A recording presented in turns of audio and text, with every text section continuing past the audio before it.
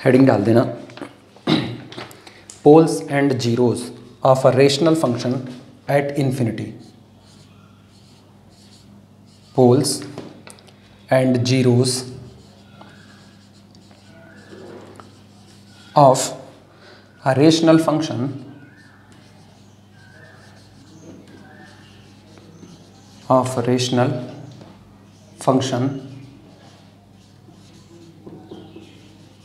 at infinity।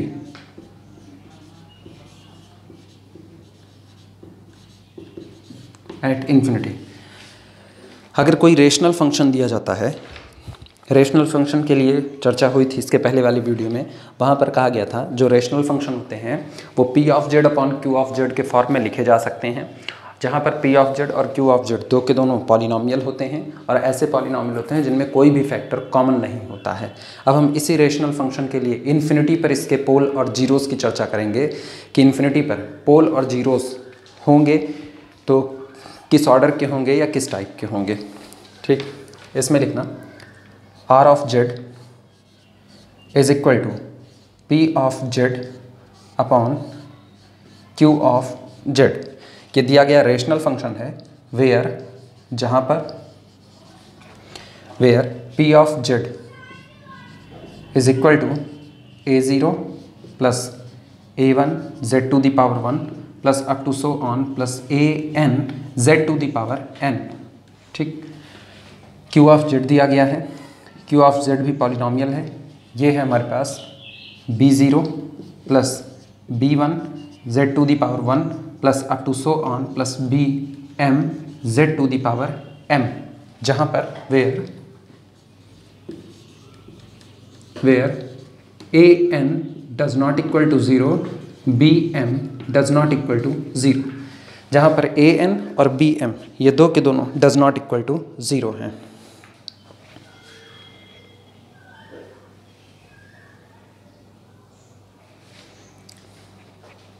ठीक, हमें infinity पर चर्चा करनी है कि इन्फिनिटी पर इसके लिए पोल या जीरोस, इन्फिनिटी पर ये पोल रखेगा या जीरोस रखेगा, क्या रखेगा। हम जानते हैं कि अगर हमें r ऑफ जेड का बिहेवियर पता करना है एट इन्फिनिटी तो हम r ऑफ 1 अपॉन जेड का बिहेवियर पता करेंगे at z is equal to 0 पर। ठीक, शुरुआत करते हैं यहाँ से।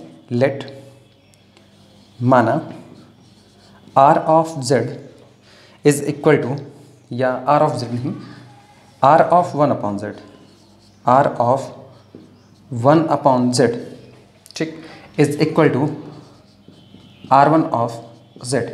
हम एक नया फंक्शन बना रहे हैं, यानी इसी r ऑफ z में जहाँ जहाँ z है वहाँ वहाँ हम 1 अपॉन z पुट कर देंगे। और अगर हमें r ऑफ z का बिहेवियर एट इन्फिनिटी चाहिए तो इसका मतलब हमें r ऑफ 1 अपॉन z का behaviour at z is equal to 0 निकालना पड़ेगा। जो बिहेवियर इसका z इज इक्वल टू 0 पर होगा वही बिहेवियर इसका z is equal to infinity पर होगा। ठीक, तो let r of 1 upon z is equal to r1 of z। then the order of 0 or pole,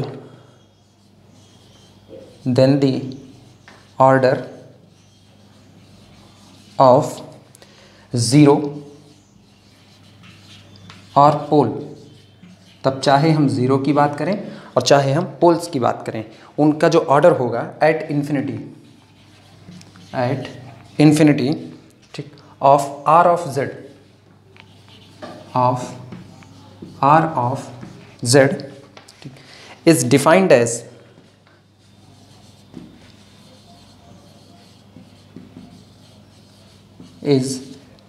as of the zeros of the 0 or pole, 0 or pole of r1 of z, of r1 of z at the origin,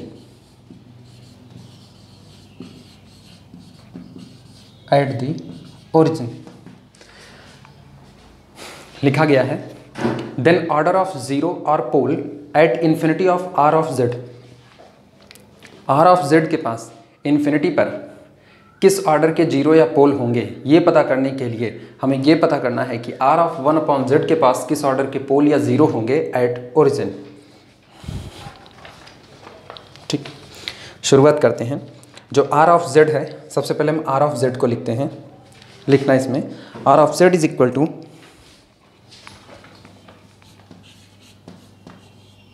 R of z is equal to P of z upon Q of z, और P of z हमारे पास है this, Q of z this. लिख रहे हैं R of z is equal to A0 plus A1 z to the power 1 plus up to so on plus AN z to the power n whole divided by Q of z, और Q of z हमारे पास है B0 plus B1z plus up to so on plus BM z to the power m। Note करो इतना।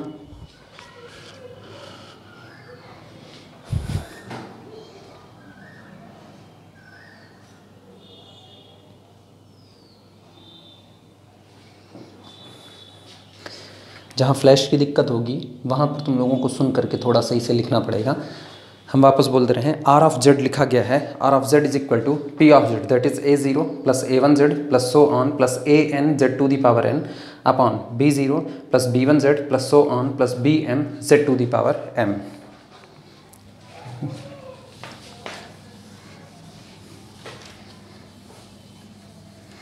वैसे समझने के लिए हम यहीं पर कर दे रहे हैं, ये कुछ और नहीं, ये इतना है, ये रहा। अब हम एक काम करते हैं, ऊपर से z to the power n को कॉमन कर लेते हैं, या कॉमन करने से पहले हम R ऑफ 1/z को बनाते हैं। लिखते हैं this implies that R of 1/z, कुछ करना नहीं है, सिर्फ जहाँ जहाँ पर z है उसकी जगह पर 1/z सब्सटीट्यूट कर दो, तो ये हमारे पास बन जाएगा A0 plus A1/z plus up to so on plus AN upon z to the power n whole divided by B0 plus B1/z plus so on plus BM upon z to the power m। ये हमारे पास हो गया R of 1/z। अब इस R of 1/z में से ऊपर से 1/z to the power n और नीचे से 1/z to the power m common करते हैं।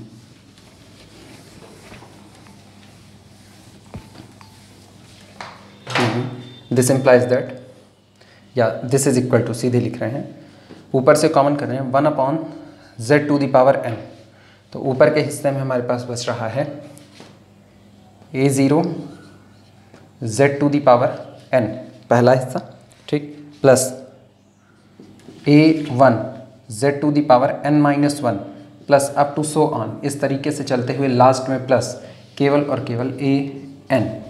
इसी तरीके से नीचे से कॉमन कर रहे हैं 1/z to the power m, 1/z to the power m, bracket में जो बच रहा है उसे लिख रहे हैं। यहाँ हमारे पास बचता है B0 z to the power m plus B1 z to the power m-1 plus up to so on plus BM bracket close. इसे और सिंप्लीफाई कर लेते हैं, यानी हमारे पास मिल गया this implies that R of 1/z is equal to z to the power m ऊपर जाएगा तो बनेगा z to the power m upon z to the power n। z की n को ऊपर ले जाते हैं, यानी z to the power m-n, और ब्रैकेट में जो बचा वो पूरा लिख दे रहे हैं। ब्रैकेट में हमारे पास बच रहा है A0 z to the power n plus A1 z to the power n-1 plus so on plus AN whole divided by B0 z to the power m plus B1 z to the power m-1 plus so on plus BM bracket close.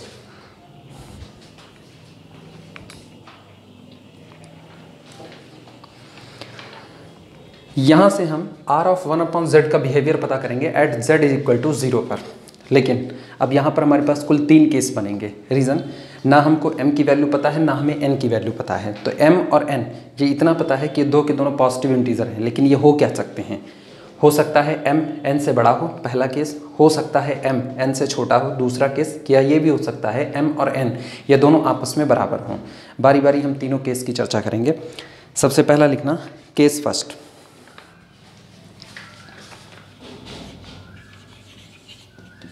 Case first, m greater than n, पहला case. m greater than n पर शुरुआत करते हैं। अगर m greater than n रहेगा तो obvious सी बात है, बड़े में से छोटी क्वांटिटी घटा रहे हैं, यानी z की पावर कुछ ना कुछ बचा रहेगा। तो जिस वक्त हम कहेंगे कि z टेंडिंग टू 0 है, गौर करना, z टेंडिंग टू 0, इसका मतलब यहाँ पर z बचा हुआ है। तो z टेंडिंग टू 0 पर ये क्वांटिटी 0 और 0 into something that is equal to 0, यानी this whole quantity tending to the 0 as z tending to the 0। तो पहले केस में हम लिख रहे हैं r ऑफ, अच्छा इसे चाहे r ऑफ 1/z लिखें और चाहे हमने माना हुआ था कि r of 1/z is equal to r1 of z, तो चाहे लिखो r of 1/z tending to 0 और चाहे लिखो r1 of z tending to the 0। लिख रहे हैं r1 of z tending to the 0 as z tending to the 0। ये रहा, यानी जिस दिन m ग्रेटर देन n होगा उस दिन ये whole quantity r1 of z, यानी ये पूरा फैक्टर टेंडिंग टू द 0 होगा as z tending to the 0। This implies that, इसका मतलब ये हुआ कि दिस इम्प्लाइज दैट चूंकि ये 0 की तरफ बढ़ रहा है, z इज इक्वल टू 0 पर होल क्वांटिटी 0 हो जाएगी, यानी z इज इक्वल टू 0 इसके लिए जीरोस का काम कर रहा है। लिखना this implies that r1 of z has a 0 has a 0 of order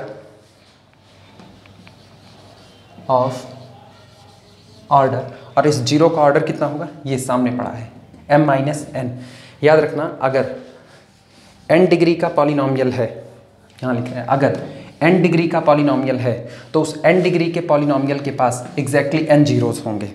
अब वो रिपीटेड होंगे नहीं होंगे ये अलग बात है, ठीक। तो हमारे केस में आगे पावर कितनी लगी है, m माइनस m, तो इसका मतलब इसका टोटल ऑर्डर कितना होगा, m माइनस n होगा। r1 of z has a 0 of order m minus n eight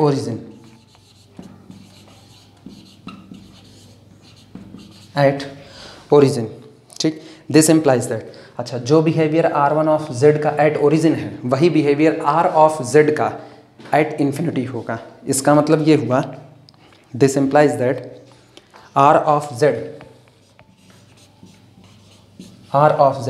has a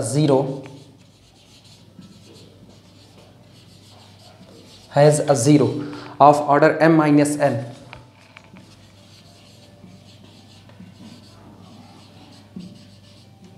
of order m minus n at infinity,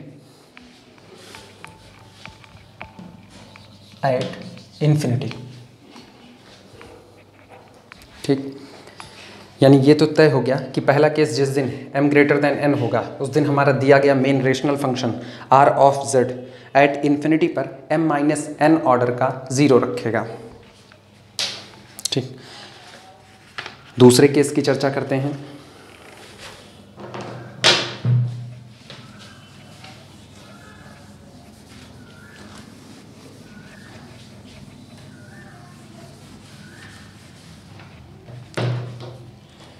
case second लिख,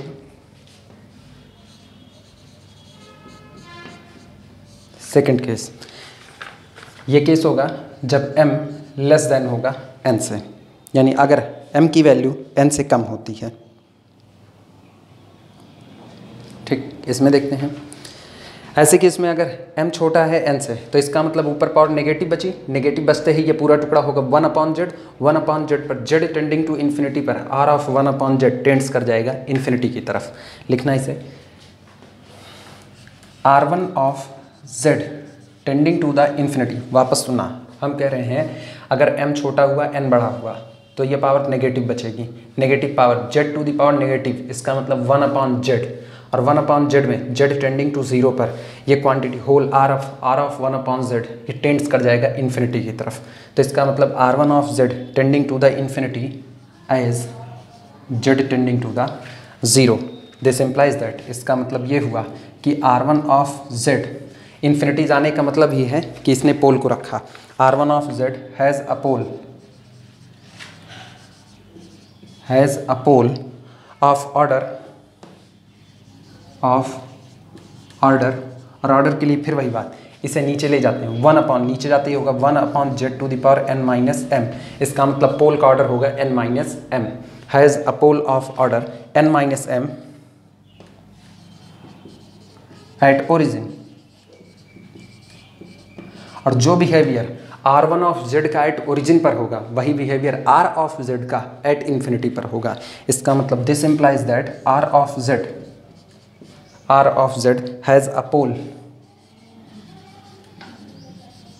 has a pole of order n minus m at infinity. ये दो case का discussion हो गया। यहाँ से हम तीसरा केस देखेंगे जिस दिन m और n दोनों आपस में बराबर हो जाएंगे। ये इतना नोट कर लो, तीसरे केस की चर्चा करते हैं।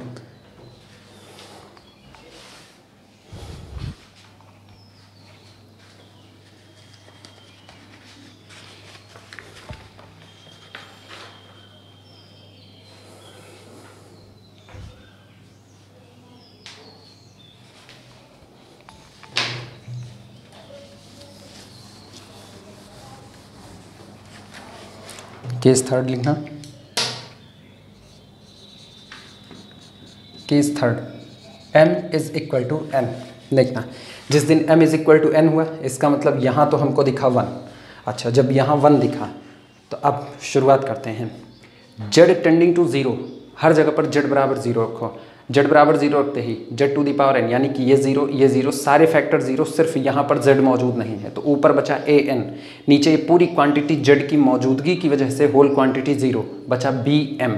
और हमें पता है ना तो an 0 है ना तो bm 0 है, दो के दोनों फाइनाइट हैं। इसका मतलब ऐसी कंडीशंस में जिस दिन z टेंडिंग टू द 0 होगा उस दिन r ऑफ 1 अपॉन z या कहें r1 ऑफ z ये टेंड्स करेगा एक फाइनाइट क्वांटिटी की तरफ, और फाइनाइट क्वांटिटी होगी an अपॉन bm। इसका मतलब ये डज नॉट इक्वल टू 0, ना तो ये 0 होगा और ना तो ये इन्फिनिटी होगा। जब ये दोनों नहीं होगा तो इसका मतलब z इज इक्वल टू 0 इसके लिए, यानी case m is equal to n पर z is equal to 0 r of 1 upon z के लिए ना तो जीरोस का काम करेगा ना तो पोल का काम करेगा। यानी z टेंडिंग टू 0 पर m बराबर n के केस में ये ना तो जीरोस रखेगा ना तो पोल रखेगा। Means z is equal to infinity पर r ऑफ z भी ना तो जीरोस रखेगा ना तो पोल रखेगा। शुरुआत करते हैं लिखने की। m is equal to n के केस में r ऑफ इन्फिनिटी कहें, ठीक, चूँकि ये r ऑफ 0 रखो 1 upon infinity that is equal to 0, r of infinity 1 upon 0 that is equal to infinity. और चाहे इसी को लिखें r1 ऑफ 0, ठीक, is equal to an upon am and this does not equal to 0 और infinity. ना तो ये क्वांटिटी 0 होगी ना तो ये क्वांटिटी इन्फिनिटी होगी, ठीक। दिस इम्प्लाइज दैट, इसका मतलब ये हुआ कि r ऑफ z हैज़, हम सीधे लिख रहे हैं, हम अब r1 का चर्चा नहीं कर रहे क्योंकि जो बिहेवियर r1 का वही r ऑफ z का, तो अब हम सीधे r ऑफ z का बिहेवियर लिख रहे हैं। r of z has neither a zero nor a pole at infinity। ये एक रेशनल फंक्शन का इन्फिनिटी पर बिहेवियर हो गया कि वो इन्फिनिटी पर जीरोस रखेगा, पोल रखेगा, किस केस में क्या रखेगा तय हो चुका है। m ग्रेटर देन n के केस में हमारा रेशनल फंक्शन, ऊपर हमने n डिग्री का पॉलिनोमियल लिया, ध्यान रखना, ऊपर हमने यानी न्यूमरेटर डिनोमिनेटर में, ऊपर नॉमिनेटर के केस में हमने n डिग्री का पॉलिनोमियल लिया, नीचे डिनोमिनेटर में हमने m डिग्री का पॉलिनोमियल लिया। तो इसका मतलब जिस दिन नीचे वाले की डिग्री ज़्यादा है ऊपर वाले की कम है, उस दिन हमारे पास जो पहला केस था उसने ये डिसाइड किया था कि दिया गया रेशनल फंक्शन एक 0 रखेगा एट इन्फिनिटी पर। सेकंड केस में जब नीचे वाले की डिग्री कम हो गई ऊपर वाले की डिग्री ज़्यादा हो गई, ऐसे केस में पोल रखा, और जब दोनों की डिग्री बराबर होगी तो ना तो जीरोज़ रखेगा ना तो पोल रखेगा। ये टोटल 3 केस के डिस्कशन हुए इसके, ठीक।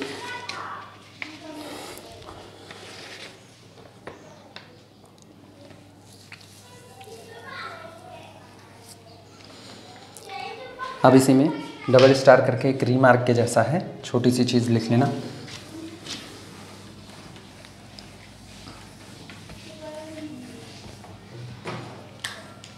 लिखना डबल स्टार करके r of Z is equal to, अगर रेशनल फंक्शन दिया गया है r of Z is equal to a0 plus a1z plus so on plus an z to the power n upon b0 plus b1z plus so on plus bm z to the power m। अगर हम ये rational function दिया गया है, ठीक, ये बात याद रखना, अब हम नहीं लिख रहे हैं an does not equal to 0, bm does not equal to 0 और इनमें कोई भी फैक्टर कॉमन नहीं है। तो दिस इम्प्लाइज दैट, ये बात हमें बताती है कि r of z total n zeros रखेगा और टोटल m पोल रखेगा। लिखना this implies that r of z has n zeros and m poles in the finite part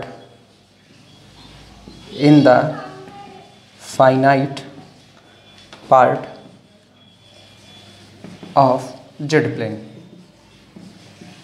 चूँकि इनफाइनाइट पार्ट, जब हम एट इन्फिनिटी की बात करते हैं तो एट इन्फिनिटी की चर्चा हम कर चुके हैं, और फाइनाइट पार्ट के लिए हम नॉर्मली जानते हैं कि अगर हमारा ऊपर की तरफ n डिग्री का पॉलिनोमियल, नीचे की तरफ m डिग्री का, तो नीचे वाले पॉलिनोमियल के लिए जो जो जीरोस का काम करेगा वो इस टोटल रेशनल फंक्शन के लिए पोल का काम करेगा, और ऊपर वाले पॉलिनोमियल के लिए जो जो जीरोस का काम करेगा वो आर ऑफ जेड यानी रेशनल फंक्शन के लिए भी जीरोस का काम करेगा।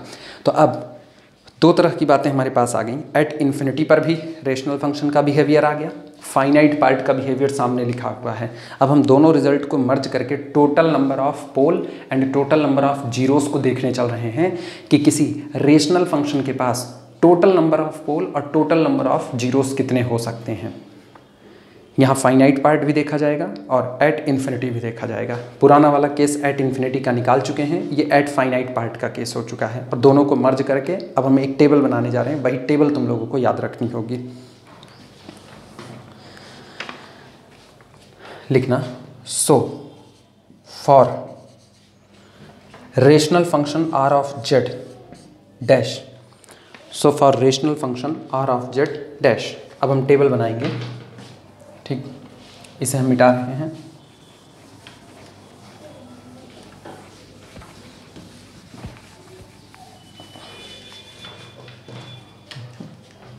आगे हम बढ़ा दे रहे हैं।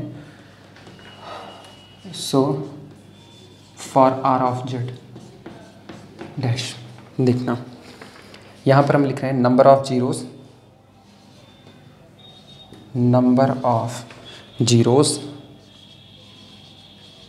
अच्छा नंबर ऑफ जीरोस दो जगह पर होंगे, एट फाइनाइट पार्ट होंगे और एट इन्फिनिटी होंगे। तो यहाँ पर आगे यहाँ m greater than n, m less than n और m is equal to n के तीन केस बनेंगे, ठीक। In finite part, in finite part को चाहे इनफाइनाइट प्लेन, इनफाइनाइट प्लेन, और इस हिस्से में एट इन्फिनिटी, एट इन्फिनिटी। ये बारी हो गई नंबर ऑफ जीरोस की। इधर हम लिख दे रहे हैं number of poles, number of poles, वही दो हिस्से, इनफाइनाइट प्लेन,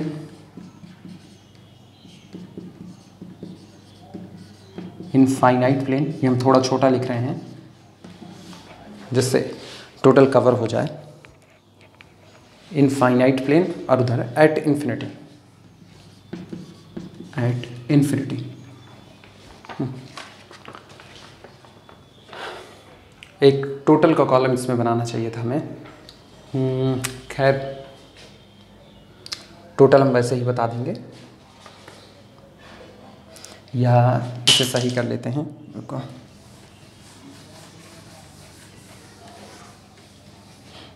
ठीक, वापस लिख दे रहे हैं हम। ये एक कॉलम हम इधर बनाएंगे जिसमें केस बताएंगे, तीनों case, m greater than n, m less than n, m is equal to n। इधर हम लिख रहे हैं number of zeros, number of zeros, ठीक, in finite plane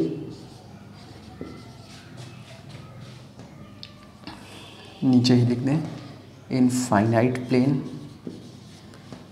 dash at infinity, और यहाँ पर टोटल, ठीक।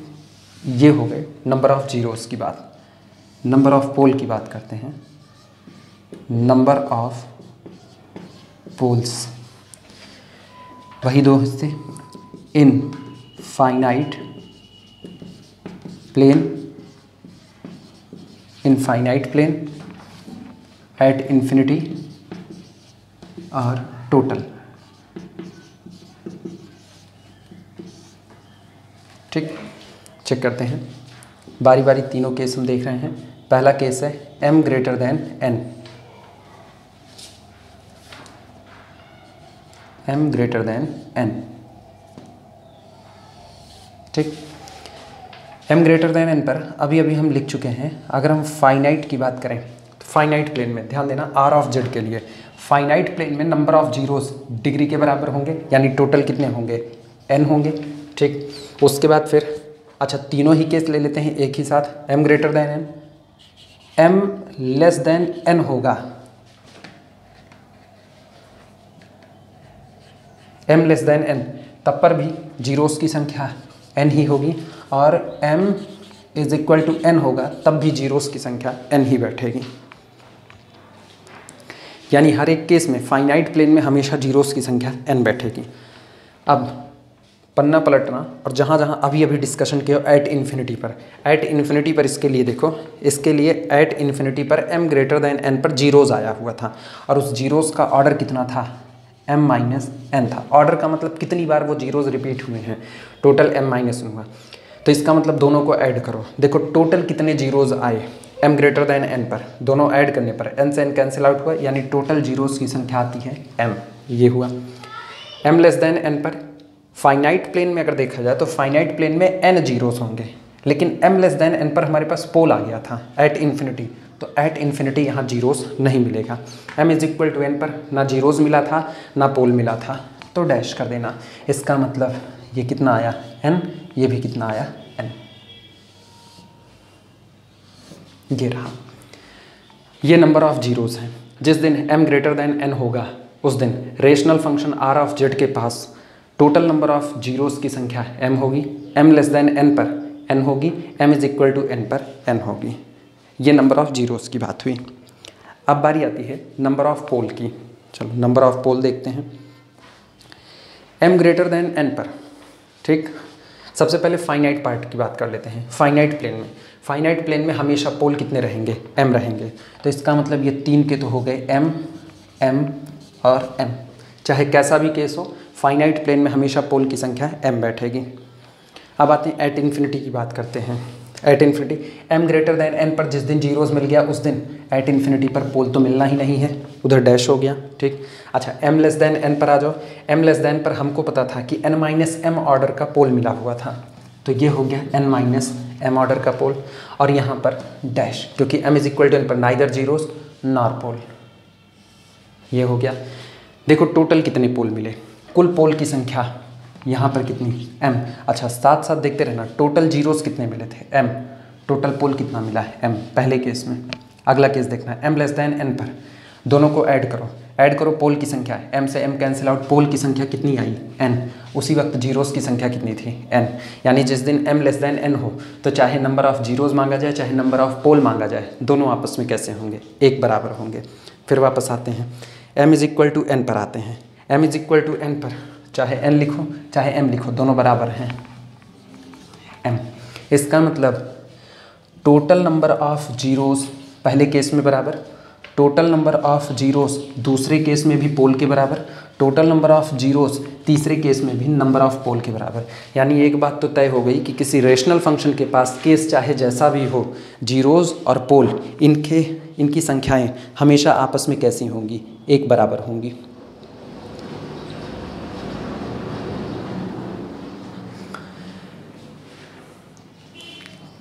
ये टेबल बना लो। इस टेबल को बनाने का केवल एक मतलब है कि हमें ये पता चल जाए कि किसी भी रेशनल फंक्शन के पास, कह सकते हैं ये एक रिजल्ट है और अभी हम इसको लिखने वाले हैं, कि किसी भी रेशनल फंक्शन के पास अगर हम नंबर ऑफ़ जीरोस की या नंबर ऑफ़ पोल की बात करें तो हमेशा आपस में कैसे बैठेंगे, एक बराबर। यानी किसी ने कहा कि किसी रेशनल फंक्शन के पास पोल की संख्या 28 है तो उसके पास जीरोस की संख्या कितनी होगी, 28 ही होगी, केस चाहे जैसा भी हो। m greater than n, m less than n, m is equal to n। बारी बारी सामने लिखे हुए हैं। तीनों ही केसेस में हर बार जीरोस और पोल आपस में संख्या के रूप में एक बराबर बैठ रहे हैं।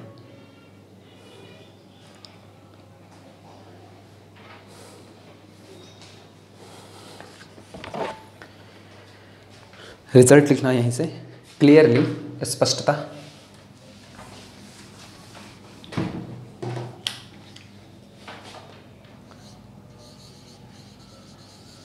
Clearly number of zeros, number of zeros of rational function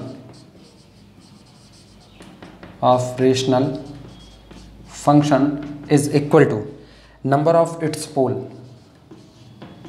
number of its poles।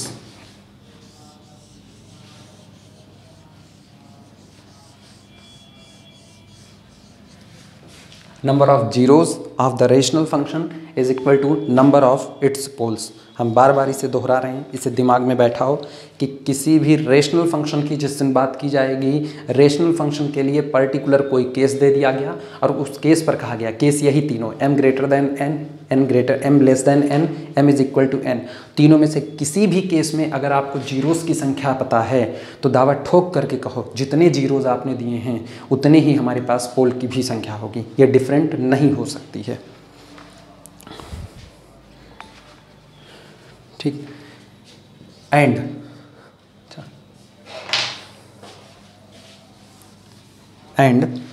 Total number of zeros,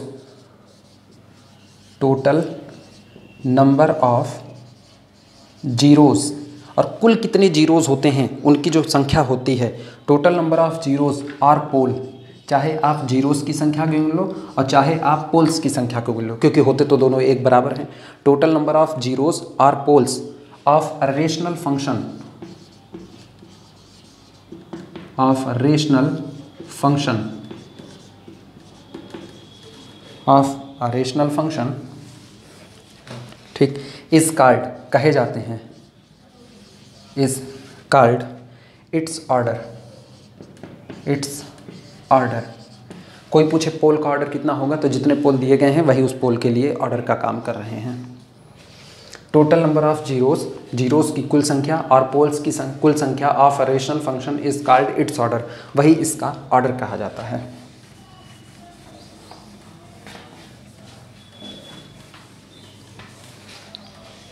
ठीक, अब इसके बाद हम एक थ्योरम करने जा रहे हैं। कह सकते हैं थ्योरम क्या, ये कुछ प्रॉपर्टीज़ के जैसा है लेकिन इसे एज अ थ्योरम ही कंसीडर किया जा रहा है।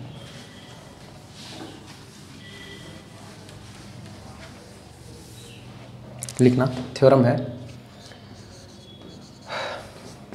Theorem, if a single valued function f z, if a single valued function, अभी थोड़ी देर में बताते हैं सिंगल वैल्यूड और मल्टी वैल्यूड फंक्शन क्या होते हैं। If a single valued function f of z has no singularities,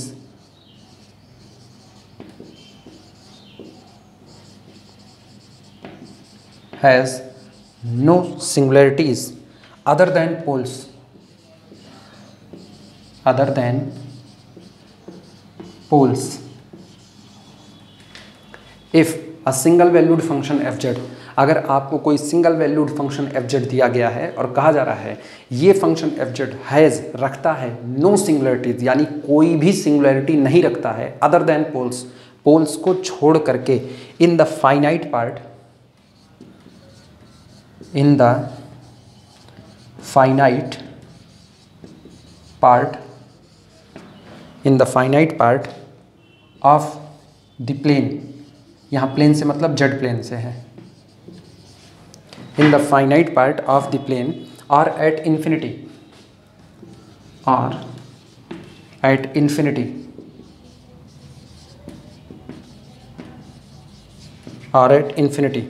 ठीक, comma f of z is a rational function, f of z is a rational function,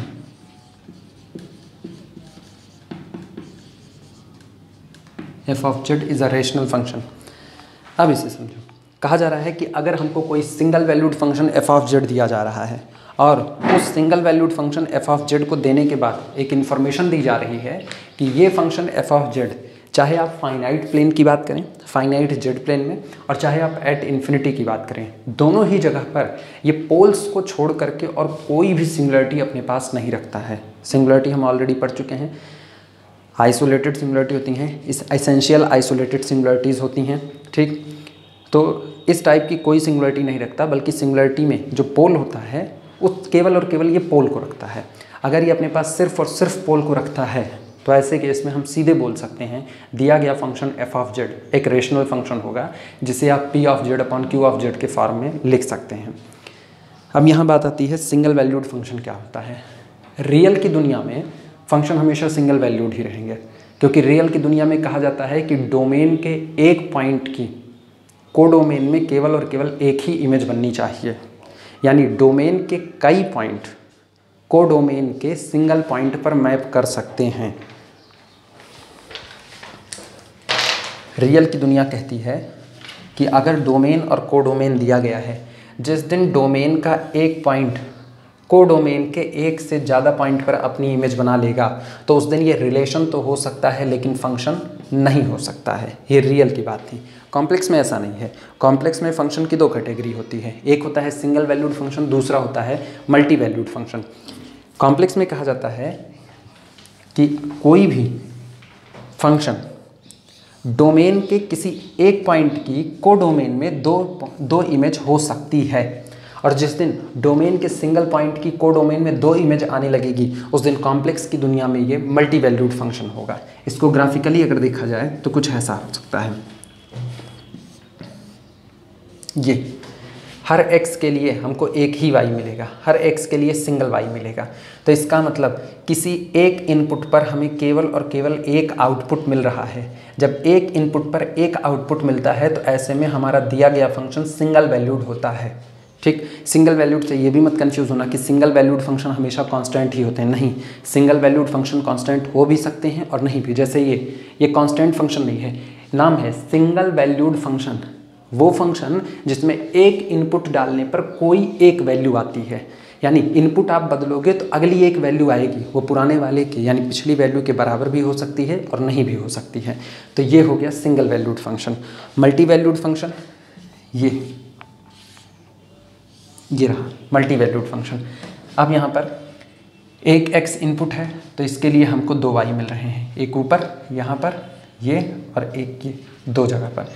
इसी तरह से अगला input डालेंगे तो फिर से हमको दो आउटपुट मिल रहे हैं, अगला इनपुट पढ़ते ही फिर से दो आउटपुट मिल रहे हैं। तो ये हमारा मल्टी वैल्यूड फंक्शन है। कॉम्प्लेक्स की दुनिया में function single valued multi valued दोनों हो सकते हैं, जबकि रियल की दुनिया में फंक्शन की डिफिनीशन क्लियर है। Function is a well defined rule between two sets, और वेल डिफाइंड रूल यही है कि आपके डोमेन के एक पॉइंट की कोडोमेन में केवल और केवल एक ही इमेज आ सकती है, एक से ज़्यादा इमेज नहीं आ सकती है, ठीक। ये क्लियर है। अब आगे बढ़ते हैं। हाँ, तो हमारे केस में यहाँ ये शर्त लगा दी गई है कि हमारा फंक्शन मल्टी वैल्यूड नहीं होना चाहिए। अगर मेरा फंक्शन सिंगल वैल्यूड है और साथ ही साथ ये कह दिया गया है कि इस फंक्शन के लिए चाहे हम फाइनाइट प्लेन की बात करें यानी जेड फाइनाइट पार्ट में बात करें और चाहे एट इन्फिनिटी पर बात करें, दोनों ही जगह पर ये कोई सिंगुलरिटी नहीं रखता है, और रखता है तो केवल और केवल किसे रखता है, पोल को रखता है। तो ऐसे केस में मेरा दिया गया फंक्शन हमेशा कैसा होगा, रेशनल फंक्शन होगा। चलो प्रूफ करते हैं। अच्छा, अभी अगली थ्योरम एक है जिसे हम केवल नोट के तौर पर लिखाएंगे। रीज़न उसे प्रूफ कराने के लिए पावर सीरीज़ की ज़रूरत है जो अभी हम पढ़ाए नहीं हैं, ठीक। तो बाद में उसे याद रखे रहेंगे, पावर सीरीज़ पढ़ाते वक्त उस थ्योरम को वहाँ पर प्रूफ करा देंगे। वहाँ ये होता है कि अगर आप किसी रेशनल फंक्शन की बात करते हैं तो रेशनल फंक्शन जिस दिन कोई सिंगुलरिटी रखना भी चाहेगा तो केवल पोल को ही रख सकता है। बिल्कुल यही बात वहाँ पर थोड़े उल्टे तरीके से है। ये बात है कि अगर फंक्शन फाइनाइट प्लेन में और एट इन्फिनिटी पर पोल के अलावा कुछ नहीं रखता है तो वो रेशनल होगा। कोई भी single valued function f Z finite part में और एट इन्फिनिटी सिर्फ एक टाइप की सिंगुलरिटी पोल रखता है तो वो रेशनल होगा। उल्टा पढ़ रहे हैं, अगर एफ जेड कोई रेशनल फंक्शन है तो वो सिर्फ एक टाइप की सिंगुलरिटी रख सकता है और वो एक टाइप की सिंगुलरिटी पोल हो सकती है और कुछ नहीं।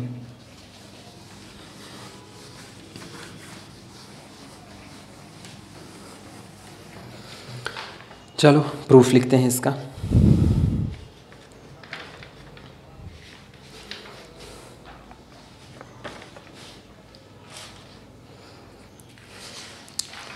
प्रूफ में शुरुआत हम वही करेंगे, हम एक फंक्शन को मानेंगे और हम मानेंगे वो फाइनाइट पार्ट में पोल रखता है।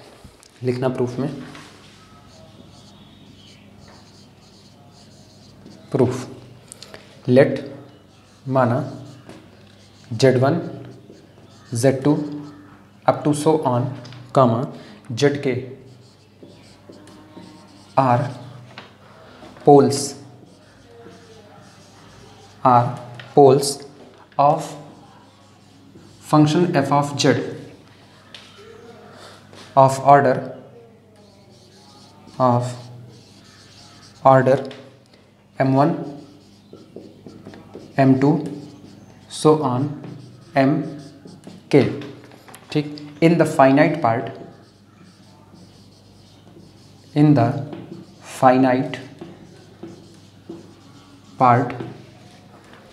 of the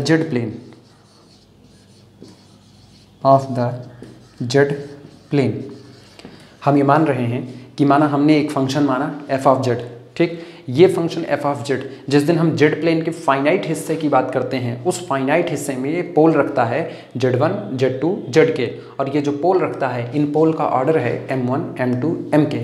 इसका मतलब z1 का ऑर्डर m1 है, z2 का ऑर्डर m2 है, zk का ऑर्डर mk है। मतलब ये हुआ कि जो पोल z1 है ये टोटल कितनी बार रिपीट हुआ होगा, m1 टाइम्स। पोल z2 total m2 times repeat हुआ होगा। पोल zk total mk times repeat हुआ होगा। इसका मतलब एफ जेड पोल रख रहा है इस ऑर्डर के, तो हम एफ जेड को लिख सकते हैं then f z can be written as, then our function f z can be written as, pole का मतलब ऐसे पॉइंट जहाँ पर फंक्शन अपना बिहेवियर बताने को तैयार नहीं है, या कह सकते हैं function ceases to be analytic हो चुका है यानी नॉन एनालिटिक है। तो p of z upon, analytic का मतलब होता है बकबकाहा फंक्शन, वो फंक्शन जो अपने बारे में हर इन्फॉर्मेशन दे रहा है। एनालिटिक होने का मतलब आपका फंक्शन पाथ इंडिपेंडेंट होगा, उसकी कंटिन्यूटी होगी, वो डिफरेंशिएबल होगा, क्योंकि कॉम्प्लेक्स की दुनिया में डिफरेंशियबिलिटी को कहा जाता है कि डिफरेंशियबिलिटी है तो वो पाथ इंडिपेंडेंट होनी चाहिए। तो एनालिटिक विश्लेषणात्मक विश्लेषण जिसका आप पोस्टमार्टम कर सको, जिसका आप चीड़फाड़ कर सको। लेकिन जिस दिन फंक्शन ने पोल रख लिया तो इसका मतलब एट पोल पर फंक्शन चुप्पी साध लेगा, वहाँ पर फंक्शन एनालिटिक होने को तैयार नहीं होगा। पोल कहो या इसी को सिंगुलरिटी कहा जाता है। सिंगुलरिटी में एक टाइप है ये पोल। सिंगुलरिटी का मतलब ये होता है सड़न। चलती क्लास में भी इस बात को बताया गया था कि जब सिंगुलरिटी की बात आएगी तो सिंगुलरिटी केवल और केवल एक सड़न है फंक्शन के अंदर की, जहाँ पर फंक्शन अपना बिहेवियर बताने को तैयार नहीं है। Then f of Z is equal to p of z upon, अच्छा जिस ऑर्डर का z1 का ऑर्डर m1 है तो इसका मतलब z minus z1 to the whole power m1, z2 का ऑर्डर m2 है यानी z minus z2 to the power m2, z2 कुल m2 बार रिपीट हुआ है। So on z minus zk to the whole power mk, ठीक। ये function f of z को लिखा जा सकता है। अब तय है z1 रखेंगे तब भी बिहेवियर नहीं, z2 रखेंगे तब भी नहीं, zk रखेंगे तब पर भी नहीं। यानी अगर हमारा फंक्शन f ऑफ z ये पोल रखता है इस ऑर्डर के, तो हम फंक्शन f z को इस तरह से लिख सकते हैं जहाँ पर p of z perfectly analytic होगा, ठीक। लिखना where p of z, where p of z is analytic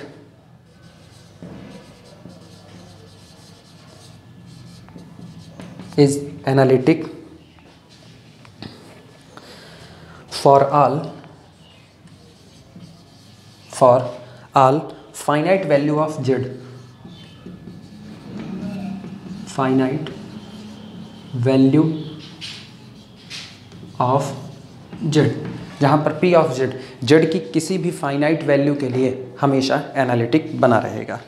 ठीक, यानी यहाँ से p ऑफ z को देख लेते हैं क्या हुआ। This implies that p of z is equal to, total को क्रॉस मल्टीप्लाई कर लो तो p ऑफ z बन गया z minus z1 to the whole power m1,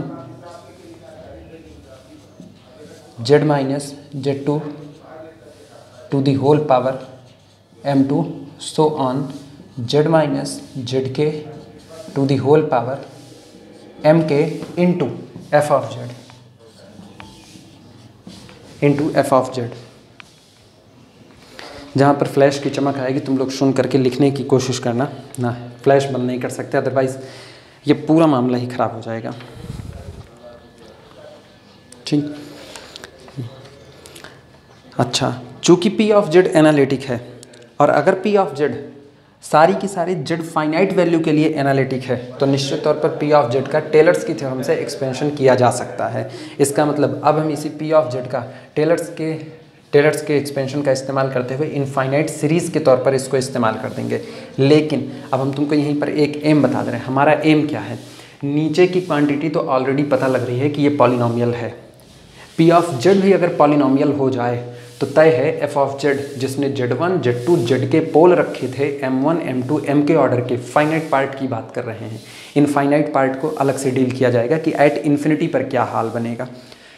तो अगर f of z finite part में सिर्फ और सिर्फ पोल रख रहा है तो हमको f ऑफ z को एक रेशनल फंक्शन साबित करना है। और f ऑफ z को रेशनल तभी कह सकते हैं जब p ऑफ z को रेशनल बोलें या p ऑफ z को पॉलिनोमियल बोलें, और q ऑफ z ये जो नीचे लिखा हुआ है इसको भी हम क्या बोलते हैं, इसको भी हम आ करके एक, सॉरी ये आवाज़ आ रही थी थोड़ी सी, p ऑफ z को भी पॉलिनोमियल बोल दें और नीचे वाले लिखे गए हिस्से को भी पॉलिनोमियल। इसको पॉलिनोमियल बोलने की ज़रूरत नहीं क्योंकि साफ सुथरा दिख रहा है ये खुद एक पॉलिनोमियल है, सिर्फ p ऑफ z को पॉलिनोमियल साबित करना है। शुरुआत करते हैं। और हमें ये भी पता है जो पॉलिनोमियल होता है उसमें फाइनाइट नंबर ऑफ टर्म होते हैं, उसमें डिग्री इनफाइनाइट तक नहीं जाती है। लेकिन अभी हम टेलर्स की तरफ बढ़ रहे हैं, इसलिए कंफ्यूज मत होना कि ये तो इनफाइनाइट सीरीज़ हो गया। हम साबित करेंगे कि वो इनफाइनाइट सीरीज़ नहीं होगी बल्कि वो एक फाइनाइट टर्म रखेंगे। तो p ऑफ z को इस तरीके से लिखा जा सकता है। अभी ये इतना हुआ। ठीक, चूँकि p ऑफ z एनालिटिक है, लिखना इस बात को, since p of z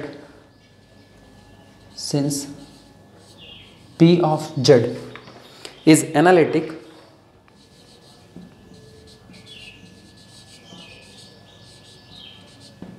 since p of z is analytic for all finite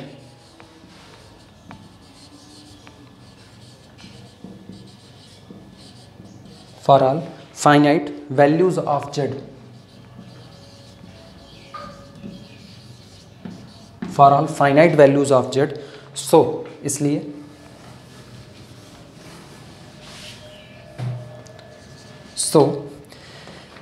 p of z can be written as infinite series by Taylor's expansion a n z to the power n, जहाँ पर n very करेगा from 0 to infinity। नाम देना इसे equation number 1, bracket में लिख देना tailors expansion.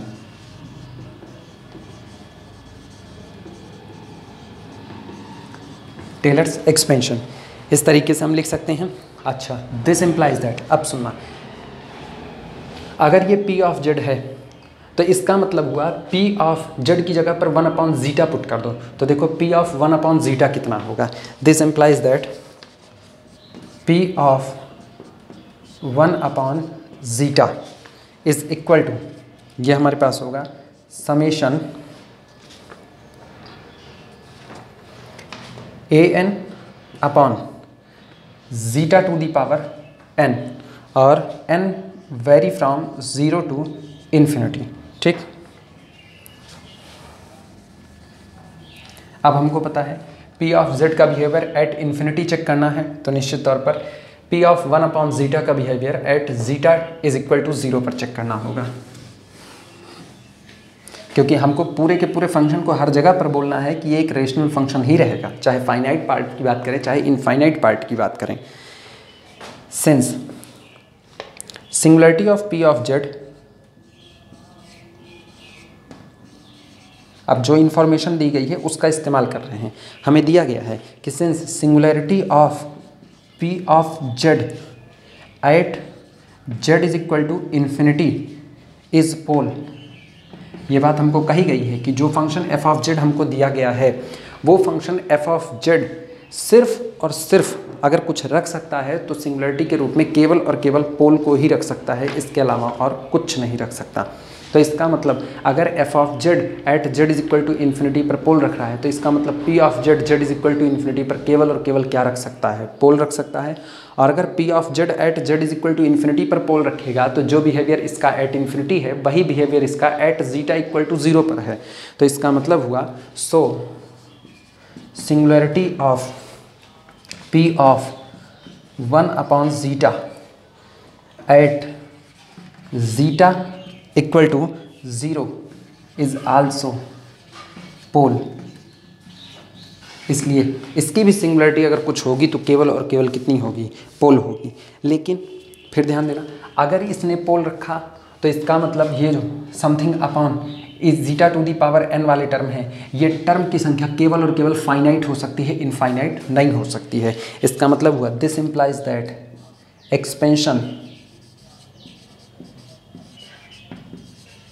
Expansion of p of 1 upon zeta will consist,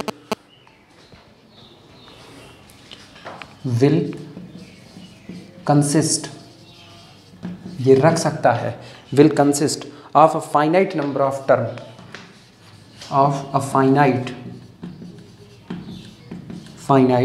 number of term, finite number of terms. ठीक, अच्छा अगर ये फाइनाइट नंबर ऑफ टर्म रख सकता है तो इसका मतलब पी ऑफ जेड भी सिर्फ और सिर्फ फाइनाइट नंबर ऑफ टर्म ही रख सकता है। दिस इंप्लाइज दैट ये इक्वेशन नंबर 1 इसको माने हुए हैं। This implies that expansion 1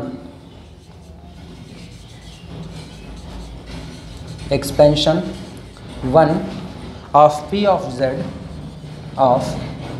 of Z must contain, रखेगा ही रखेगा, मस्ट कंटेन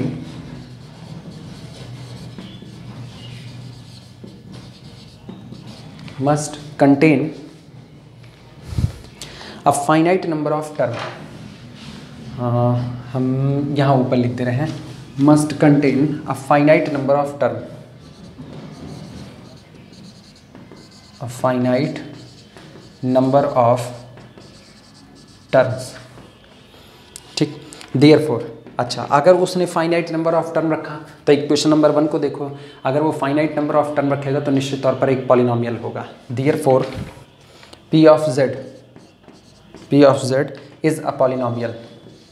बस जो हमें प्रूफ करना था वो हो चुका है,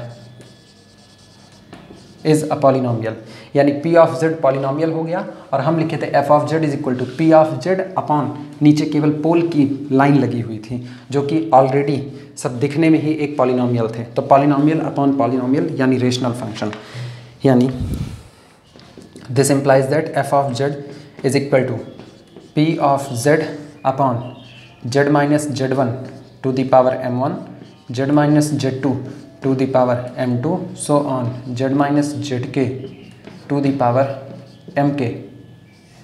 ठीक, is a rational function, is a rational function. Proof हो गया, बस यही हमें प्रूफ करना था।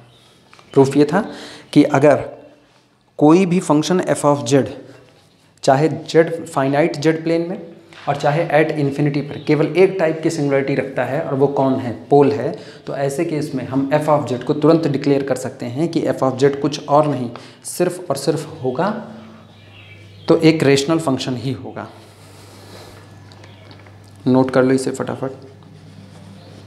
और अगली थ्योरम को हम केवल एज अ रिमार्क ही करा रहे हैं, क्योंकि पावर सीरीज़ कराई नहीं गई है। जब तक पावर सीरीज़ नहीं होगी तब तक उसका प्रूफ नहीं दे सकते हैं। ठीक, नोट करके लिख देना, बाद में इसका प्रूफ दिया जाएगा। Note, a rational function, a rational function has no singularity, has no singularity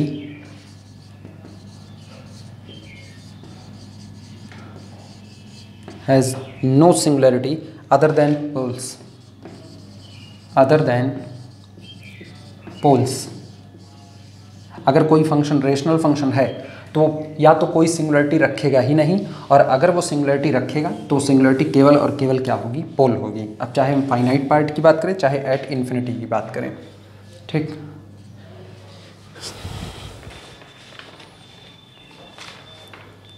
इस थ्योरम का प्रूफ हम बाद में जिस वक्त पावर सीरीज़ करा देंगे, हमें याद रहेगा, हम पावर सीरीज़ को कराते वक्त वहीं पर बीच में इसे करा देंगे।